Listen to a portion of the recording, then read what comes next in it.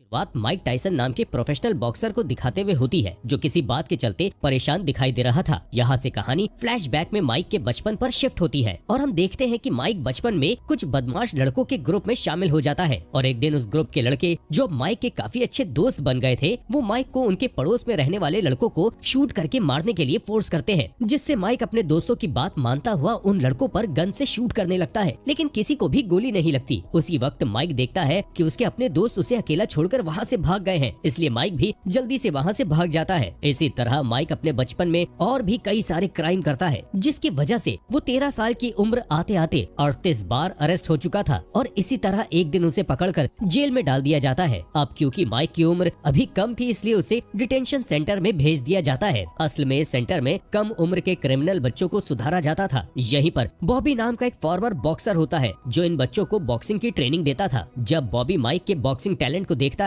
तो उससे काफी इम्प्रेस हो जाता है, इसलिए बॉबी फैसला करता है कि वो माइक को प्रोफेशनल तरीके से बॉक्सिंग सिखाएगा। बॉबी कई महीनों तक माइक को ट्रेनिंग देता है और फिर एक दिन वो माइक को न्यूयॉर्क के बॉक्सिंग क्लब में ले जाता है और उसे कस से मिलवाता है। असल में कस बॉक्सिंग का सबसे फेमस ट्रेनर था, जहाँ कस जब माइक को एक बॉक्सर के साथ प्रैक्टिस करते हुए देखता है तो उसकी बॉक्सिंग से काफी इम्प्रेस हो जाता है, इसलिए वो माइक को अपने पास रखने का फैसला करता है और उसे अपने घर ले जाता है। दरअसल कस अपने फेवरेट फाइटर्स को अपने घर पर ट्रेनिंग देता था और माइक भी अब से उसका फेवरेट था, इसलिए वो उसे घर ले गया था। घर पहुंचने के बाद कस माइक को अपनी पत्नी कैमली से मिलाता है, जहां कैमली माइक के आने से दुखी होती है, क्योंकि कस ने अपने घर में पहले से ही बहुत सारे फाइटर्स को जमा कर रखा था, जिसके चलते उनके घर में अब किसी को रखने की जगह बची ही नहीं थी। खैर, इसके बाद कस माइक को प्रोफेशनल बॉक्सर बनाने के लिए उसे ट्रेनिंग देना शुरू करता है। फिर एक दिन ट्रेनिंग के दौरान माइक को पता चलता है कि उसकी माँ की डेथ हो गई है, इसलिए माइक अपनी माँ के फ्यूनरल में जाने का फैसला करता है और अपने घर जाने के लिए ब्रुकलिन सिटी चला जाता है। इस समय माइक सिर्फ 16 साल का था और उसे अपनी माँ की डेथ की वजह से बहुत सदमा लगा था, पर फिर भी वो ब्रुकलिन में ज्यादा समय तक नहीं रुकता और अपनी ट्रेनिंग पूरी करने के लिए वापस न्यूयॉर्क आ जाता है। लेकिन अभी भी वो अपनी माँ को बहुत याद करता था, इसलिए वो उनकी यादों में पक्षियों के लिए घर बनाता है। यहाँ माइक को इतना दुखी देखकर एक दिन कस उसके पास आता है और उसे मोटिवेट करते हुए कहता है कि प्रोफेशनल बॉक्सर्स को हर सिचुएशन में आगे बढ़ना चाहिए। साथ ही वो माइक को एक गोल्ड पिन देता है, जो कि कस को लेजेंडरी बॉक्सर मोहम्मद अली ने दी थी। इस पिन को देखकर माइक बहुत खुश हो जाता है, क्योंकि वो बचपन से मोहम्मद अली का बहुत बड़ा फैन था। कस के समझाने के बाद माइक फिर से अपनी ट्रेनिंग शुरू कर देता है। यहाँ से कहानी 1982 के समय में शिफ्ट होती है, जहाँ जूनियर ओलंपिक में माइक पहली बार बॉक्सिंग फाइट करने वाला था। इस मैच में माइक पहले राउंड में ही फाइट जीत जाता है। माइक की फाइट देखकर सभी लोग हैरान थे, क्योंकि माइक ने सिर्फ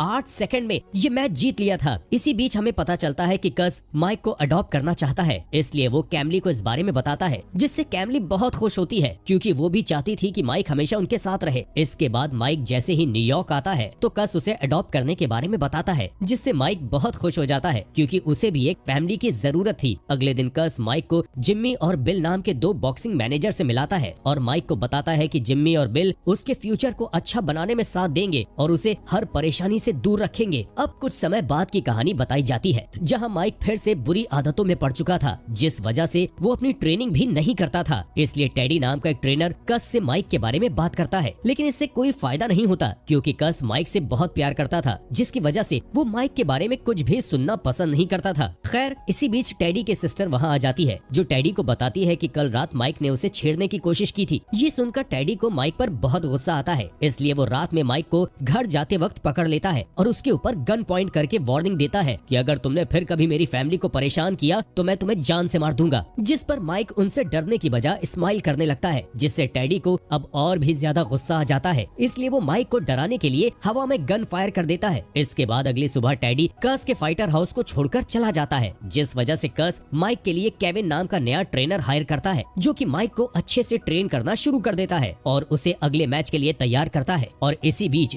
माइक का नाम आयरन माइक टायसन पड़ जाता है। असल में माइक पहले राउंड में ही बॉक्सर को हरा देता था, जिस वजह से लोगों ने उसे आयरन नाम दे दिया था। साथ ही माइक अब काफी फेमस हो रहा था। इसी बीच कस की तबीयत खराब होने लगती है, जिसके चलते जल्द ही कस की डेथ हो जाती है, जिससे माइक एक बार फिर से अकेला पड़ जाता है, क्योंकि उसे संभालने वाला अब कोई भी नहीं था। तभी जिम्मी माइक के पास आता है और उसका मैनेजर बनकर सब कुछ संभालने का फैसला करता है। यहाँ जिम्मी माइक से कहता है कि अब तुम सिर्फ मेरी बात मानोगे और मुझसे पूछे बिना कहीं नहीं जाओगे। यहाँ से कहानी 1986 के समय में शिफ्ट होती है, जहाँ माइक लॉस वेगस में होने वाले वर्ल्ड बॉक्सिंग चैंपियनशिप में हिस्सा लेता है। इस चैंपियनशिप चैंपियनशिप में माइक ट्रेवर नाम के फाइटर से लड़ने वाला था। इस मैच की शुरुआत में ही माइक ट्रेवर पर हावी हो जाता है और उसे हराकर मैच को आसानी से जीत लेता है। इस समय माइक सिर्फ 20 साल का था, इसलिए सबसे कम उम्र का चैंपियन बनने पर उसका नाम वर्ल्ड रिकॉर्ड में आ जाता है। कुछ समय के बाद हम देखते हैं कि माइक अपने मैच के लिए प्रैक्टिस करने के बजाय टीवी पर मॉडल्स को देख रहा होता है, जिस दौरान उसे रॉबिन नाम की एक ब्यूटीफुल मॉडल दिखाई देती है, जिसे देखकर माइक को उससे पहली नजर में प्यार हो जाता है। इसलिए वो रॉबिन को फोन करता है और उसे अपने साथ बाहर चलने के लिए पूछता है, लेकिन रॉबिन उससे मना कर देती है। इसके बाद हम माइक की अगली फाइट को देखते हैं, जहां माइक टोनी नाम के बॉक्सर से फाइट कर रहा था। इस मैच को देखने के लिए रॉबिन भी आई हुई थी। जब माइक की नजर रॉबिन पर जाती है तो वो फाइट पर ध्यान नहीं दे पाता, जिसकी वजह से टोनी माइक पर हावी होने लगता है। तब केविन नोटिस करता है कि माइक अपनी फाइट पर सही से ध्यान नहीं दे रहा है, इसलिए वो माइक को समझाते हुए उसे फाइट पर ध्यान देने को कहता है। तब माइक अच्छे से फाइट करता है और टोनी को हरा देता है। इस तरह माइक एक बार फिर से मैच को जीतकर अपने हैवीवेट टाइटल को संभाल लेता है। इसके बाद माइक रॉबिन से मिलता है और उसे अपने साथ घर ले जाने लगता है, जिस दौरान वो दोनों एक दूसरे के करीब आ जाते हैं और कार में ही इंटीमेट होने लगते हैं। कुछ दिनों के बाद माइक अपने और रॉबिन के रिलेशन के बारे में मीडिया को बता देता है। यहाँ से कहानी 1 साल बाद की दिखाई जाती है, जहाँ रॉबिन अब प्रेग्नेंट हो चुकी है, जिसके चलते माइक ने उससे सीक्रेटली शादी कर ली होती है। इसी बीच माइक को पता चलता है कि जिम्मी की डेथ हो गई है, जिससे माइक दोबारा सदमे में चला जाता है, क्योंकि कस के बाद जिम्मी ही एक ऐसा आदमी था जिस पर उसे बहुत भरोसा था। खैर, अगले हफ्ते जब माइक जिम्मी के फ्यूनरल में जाता है, तब उसकी मुलाकात डॉन किंग नाम के आदमी से होती है। डॉन एक बॉक्सिंग प्रमोटर है, जो कि माइक को ऑफर देता है कि अगर वो उसके लिए फाइट लड़ेगा तो वो उसे एक फाइट का $5 मिलियन देगा। ये ऐसा ऑफर था जिसे कोई भी बॉक्सर मना नहीं कर सकता था, लेकिन माइक उसके ऑफर को मना कर देता है। लेकिन फ्यूनरल के बाद वो डॉन को अपना प्रमोटर बनाने का फैसला करता है। इस वजह से बिल और डॉन के बीच लड़ाई होती है, जिससे मीडिया में काफी कंट्रोवर्सी होने लगती है। जल्द ही रॉबिन भी इस कंट्रोवर्सी में आ जाती है। असल में रॉबिन का कहना था कि बिल और डॉन मिलकर माइक को ठग रहे हैं और उससे पैसे के लिए इस्तेमाल कर रहे हैं। इसी बीच रॉबिन का मिसकैरेज हो जाता है, यानी कि उसका 5 महीने का बच्चा पेट में ही गिर जाता है, जिससे माइक काफी दुखी हो जाता है और अपनी ट्रेनिंग बंद कर देता है। पर कुछ दिनों के बाद वो वापस क्लब में आता है। तब केविन उससे इतने दिनों से क्लब न आने पर डांटने लगता है, लेकिन माइक केविन की बातों पर ध्यान नहीं देता और अपनी प्रैक्टिस करने लगता है। जिस दौरान केविन माइक को बताता है कि रॉबिन प्रेग्नेंट नहीं थी, बल्कि उसने तुमसे शादी करने के लिए प्रेग्नेंट होने का नाटक किया था। नाटक अब क्योंकि रॉबिन के प्रेग्नेंट होने की खबर मीडिया में पहले से ही फैल चुकी थी, लेकिन जब माइक ने इस बात को केविन के मुंह से सुना तो उसे बहुत गुस्सा आ गया था। इसलिए वो एक एक करके क्लब के 2 ट्रेनर को रिंग में बुलाता है और उन्हें बुरी तरह से पीटकर अपना गुस्सा शांत करता है। यहाँ से कहानी 1988 के समय में शिफ्ट होती है, जहाँ माइक की माइकल नाम के बॉक्सर के साथ सबसे बड़ी फाइट होने वाली थी। यहाँ मैच शुरू होने से पहले बिल को पता चल जाता है कि माइक ने उसे मैनेजर की पोस्ट से हटा दिया और उसकी जगह डॉन को अपना नया मैनेजर बना लिया है। इसके बाद मैच शुरू होता है और हर बार की तरह माइक इस बार भी मैच जीत जाता है, जिससे सभी लोग माइक की जय जयकार करने लगते हैं। इस मैच के बाद पता चलता है कि माइक ने केविन के साथ भी अपने रिलेशन तोड़ दिए हैं और अब से उन ट्रेनर के साथ ट्रेनिंग करता है जिन्हें डॉन ने हायर किया है। इसके बाद एक दिन माइक और रॉबिन न्यूज मैगजीन शो के लिए इंटरव्यू करते हैं, जिसके चलते रॉबिन बताती है कि मेरी जिंदगी नरक बन गई है। साथ ही माइक की बिगड़ती हुई मेंटल हेल्थ के बारे में बात करते हुए कहती है कि अगर माइक ने थेरेपी नहीं ली तो मैं उसे छोड़ दूंगी। यहाँ माइक चुपचाप बैठा हुआ अपनी पत्नी की बातें सुन रहा था। उसने कभी नहीं सोचा था कि रॉबिन उसके बारे में गलत बोलकर उसे धोखा देगी। वहीं डॉन, केविन और कई लोग इस इंटरव्यू को देखकर हैरान रह जाते हैं। इस इंटरव्यू के बाद माइक और रॉबिन के बीच झगड़े होने लगते हैं और बात इतनी बढ़ जाती है कि रॉबिन पुलिस को बुला लेती है। यहाँ पुलिस को देखकर माइक और भी ज्यादा गुस्सा हो जाता है और घर का सामान तोड़ने लगता है। माइक के गुस्से को देखकर रॉबिन बुरी तरह से डर जाती है, इसलिए रॉबिन और उसकी माँ माइक के घर को छोड़ने का फैसला करती है। इस इंसिडेंट के कुछ दिनों के बाद माइक और डॉन टीवी पर रॉबिन को देखते हैं, जो कि प्रेस को बताती है कि माइक बहुत बुरा इंसान है क्योंकि वो उसके इमोशंस की इंसल्ट किया करता था। साथ ही बताती है कि वो माइक को जल्द से जल्द तलाक दे देगी। इसी रात हम माइक को एक क्लब में जाते हुए देखते हैं, जहाँ कई लड़कियां उसके पास आती हैं और उसके साथ हैंग आउट करने को कहती हैं। इसी दौरान वहाँ माइक का पुराना अपोनेंट यानी कि विरोधी आ जाता है, जिसे माइक ने कुछ सालों पहले बुरी तरह से हराया था। वो बॉक्सर माइक को भला बुरा बोलने लगता है, साथ ही रॉबिन के बारे में बोलकर उसकी इंसल्ट करता है, जिससे माइक को उस बॉक्सर पर गुस्सा आ जाता है। इसलिए वो उसे पंच मारकर नीचे गिरा देता है और अपनी कार में बैठकर वहाँ से भाग जाता है। यहाँ से कहानी 1 साल बाद यानी कि 1990 ईयर में शिफ्ट होती है, जहाँ टोक्यो सिटी में माइक का बस्टर नाम के बॉक्सर के साथ मैच होने वाला था। पर माइक अपने जिंदगी में चल रही परेशानियों के कारण हमेशा टेंशन में रहता था, जिस वजह से वो अपने करियर से भटक चुका था, जिसके चलते माइक मैच में भी अच्छे से फाइट नहीं कर पाता है। वहीं बस्टर इसका फायदा उठाता है और उसे बुरी तरह से पीटने लगता है। इसके बाद माइक किसी तरह बस्टर को नीचे गिरा देता है, लेकिन बस्टर तुरंत अपने पैरों पर खड़ा हो जाता है और माइक पर अटैक करके उसे हरा देता है। ये देखकर सभी लोग हैरान हो जाते हैं, क्योंकि माइक अपने करियर में पहली बार किसी से मैच हारा था। इस कारण माइक से उसका हैवीवेट चैंपियनशिप का टाइटल भी छीन लिया जाता है। इसके बाद हम माइक को रेस्ट रूम में देखते हैं, जहां माइक अपनी हार के कारण बहुत दुखी बैठा हुआ था। वहीं डॉन बॉक्सिंग कंपनी पर माइक को विनर बनाने के लिए जोर डालता है और माइक को समझाता है कि वो इस मैच का विनर है, पर माइक सच्चाई जानता था कि वो मैच हार चुका है। इसके बाद माइक न्यूयॉर्क जाकर कैमली से मिलता है, जहां वो दोनों पुराने दिनों को याद करते हुए कस के बारे में बात करते हैं। इसके बाद हमें 1 साल बाद की कहानी दिखाई जाती है, जहां माइक अपने कुछ दोस्तों के साथ miss black American peasant show देखने के लिए इंडियन पुलिस जाता है। यहाँ वो उन लड़कियों से मिलता है जिन्होंने इस शो में हिस्सा लिया था। तभी माइक की नजर डेजरी नाम की लड़की पर जाती है, जो कि माइक को बहुत अच्छी लगती है। इसलिए वो रात में डेजरी को कॉल करता है और उसे अपने साथ पार्टी में चलने के लिए पूछता है, जिस पर डेजरी उसकी बात मान जाती है। तब माइक उसे पिकअप करने के लिए आता है और उससे वादा करता है कि वो उसे फेमस सेलिब्रिटी से मिलवाएगा। इसके बाद माइक डेजरी को पार्टी में ले जाने के बजाय अपने होटल में ले जाता है और डेजरी से कहता है कि वो यहाँ बस अपने बॉडीगार्ड को पिकअप करने के लिए आए हैं। लेकिन माइक होटल में जाकर डेजरी को अपने रूम में ले जाता है। इसी के साथ कहानी 1991 समय में शिफ्ट हो जाती है, जहाँ माइक पर 18 साल की डेजरी के साथ होटल रूम में मारपीट करने का आरोप लगाया जाता है। ये वही सीन था जो कहानी की शुरुआत में दिखाया गया था। यहाँ कोर्ट माइक को डेजरी के साथ मारपीट करने के जुर्म में दोषी मानती है और माइक को 3 साल की सजा सुना देती है। इसके अलावा हमें बताया जाता है कि केविन ने भी अपने नुकसान के लिए माइक पर केस कर दिया था। साथ ही माइक और रॉबिन का 1989 में ही तलाक हो चुका था, लेकिन उनके सेटलमेंट की शर्तों को कोर्ट ने सील कर दिया था। कहानी के एंड में बताया जाता है कि 25 मार्च 1995 में माइक को जेल से रिहा कर दिया गया था और जेल से निकलने के बाद माइक ने अनाउंस किया था कि वो फिर से अपनी बॉक्सिंग करियर की शुरुआत करेगा। वहीं डॉन के ऊपर इंश्योरेंस फ्रॉड का केस लगा हुआ था, लेकिन अभी भी वो बॉक्सिंग प्रमोटर के रूप में काम कर रहा था। और इसी के साथ ये मूवी